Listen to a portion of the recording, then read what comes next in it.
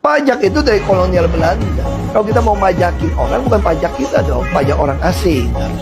Para pemirsa sekalian, apa yang disampaikan oleh Kohau, Pak Ahok ya, Basuki Cahayapurnama, pada dasarnya memang benar dan itu mewakili suara masyarakat. Walaupun tidak sesederhana itu. Kenapa? Karena pemerintah tetap membutuhkan yang namanya pemasukan uang.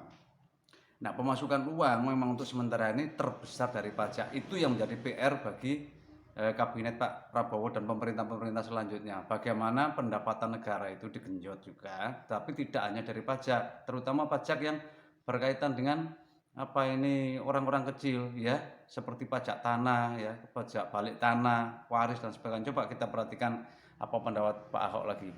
Kita beli sesuatu ke mall kena pajak, lewat jalan kena pajak, isi bahan bakar kena pajak, gaji belum dinikmatin kena pajak.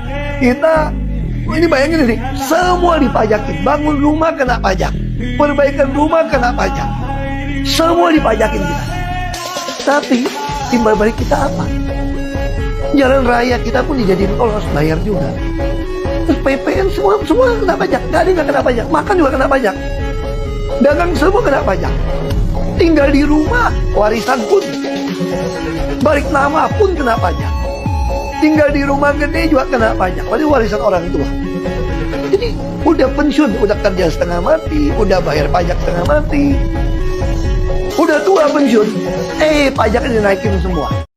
Salah satu contoh yang terbesar, yang memang berat sekali itu ya. Semoga ini didengar oleh Pak Prabowo ya, kemudian Menteri Keuangan dan yang anggota DPR yang berkaitan dengan masalah keuangan. Pajak untuk waris, perhatikan pajak untuk waris ya. Itu misalnya kalau saudara itu lebih dari satu, itu dari waris itu turun itu, menurut ketentuannya itu turun kepada harus kepada seluruh ahli waris dulu, baru setelah itu dipecah. Turunnya ke ahli waris itu sudah kena pajak oleh Pemda ya. Kemudian pemecahan itu lagi juga kena pajak lagi. Belum lagi yang namanya itu wajar lah kalau mengenai apa akta apa itu memang itu suatu apa ketentuan undang-undang. Yang saya maksudkan pajak ini bagaimana? Bisa enggak disederhanakan itu? Pajakilah yang besar-besar pabrik-pabrik apa itu. Carilah apa ini negara ini uang yang apa.